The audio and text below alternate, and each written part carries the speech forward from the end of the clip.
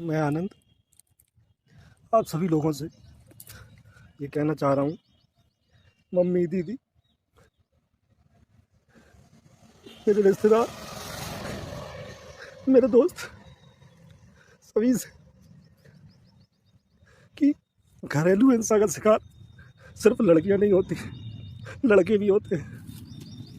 मेरी वाइफ निभा, जिसे मैं बहुत चाहता हूँ, बहुत प्यार करता हूँ, उसके हिस्से की हर खुशियाँ मैंने उसे दी और हर खुशियाँ उसे देना चाहिए, मगर वो छोटी छोटी सी बातों पर, बेवजह की बातों पर सुबह शाम रात हमेशा बस लड़ाई करती रहती है, झगड़ती रहती है।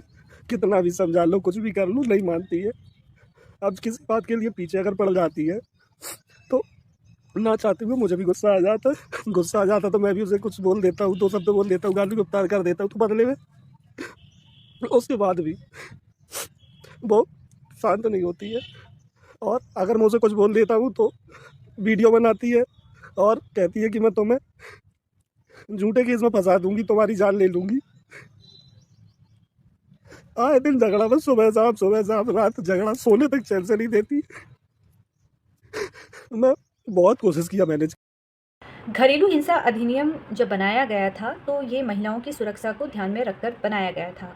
अब कुछ मामले ऐसे सामने निकल के आ रहे हैं जहाँ पर एक पति भी घरेलू हिंसा का शिकार हो रहा है, जहाँ पर एक पति को भी घरेलू हिंसा अधिनियम के अंतर्गत झूठे केसों में फंसाया जा रहा है, धमकी दी जा रही है।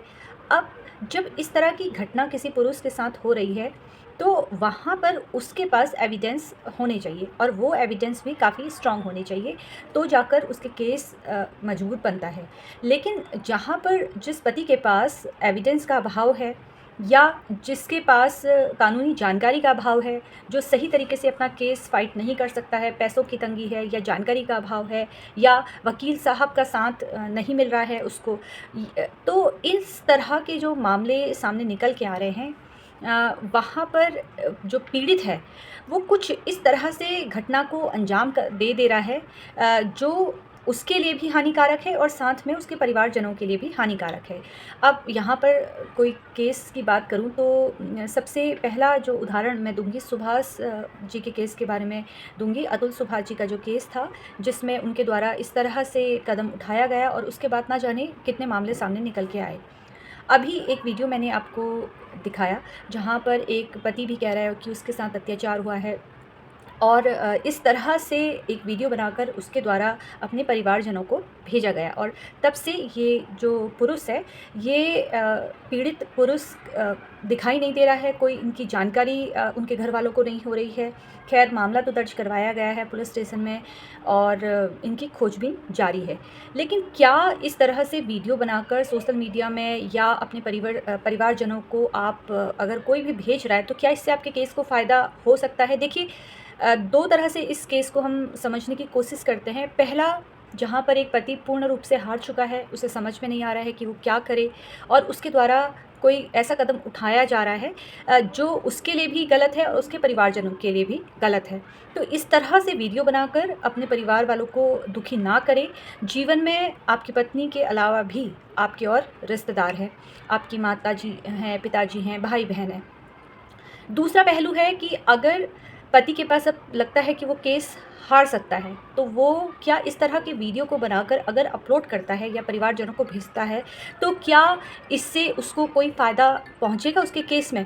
तो देखिए उसको इस तरह से वीडियो बनाकर अगर उसके द्वारा भेजा जाता है परिवारजनों को तो वहाँ पर उसको कोई भी फ़ायदा नहीं मिलने वाला है। फ़ायदा इसलिए नहीं मिलने वाला है क्योंकि किसी भी तथ्य तक पहुँचने के लिए कि ये बात सही है या नहीं है, उसके लिए पुलिस वाले पूरी तरीके से इन्वेस्टिगेशन करते हैं, जानकारी जुटाते हैं कि क्या ये वीडियो में जो बातें कही गई हैं वो पूर्ण रूप से सही हैं, क्या सचमुच इसके साथ हिंसा हुई है, क्या पत्नी ने घरेलू हिंसा के तहत मामला दर्ज करवाया है, झूठा आरोप लगाने की बात की है। तो हर तथ्य हर पहलू से जांच होगी और उसके बाद ही मामला सामने निकल के आएगा।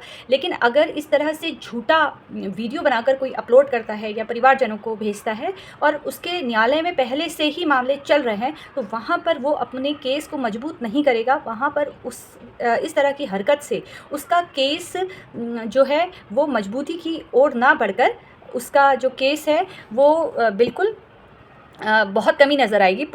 यहाँ पर मैं यही कहूँगी कि झूठा वीडियो ना बनाइए, और अगर ये वीडियो में सच्चाई है, दोनों पहलू से मैं बात करूँगी कि अगर वीडियो में सच्चाई है तो भी आपसे यही कहूँगी कि इस तरह से हरकत ना करें। आपके परिवार में आपके माता पिता भी हैं, आपके भाई बहन हैं, आपके बच्चे हैं, तो किसी एक के लिए आप अपने जीवन में इतना गलत डिसीजन ना लें। फ़िलहाल मुझे लगा कि इस पर मुझे वीडियो बनाना चाहिए। इसमें आपका क्या मत है, आप मुझे कमेंट करके अवश्य बताइएगा। ऐसी ही जानकारी प्राप्त करने के लिए आप लोग मुझसे जुड़ सकते हैं। धन्यवाद।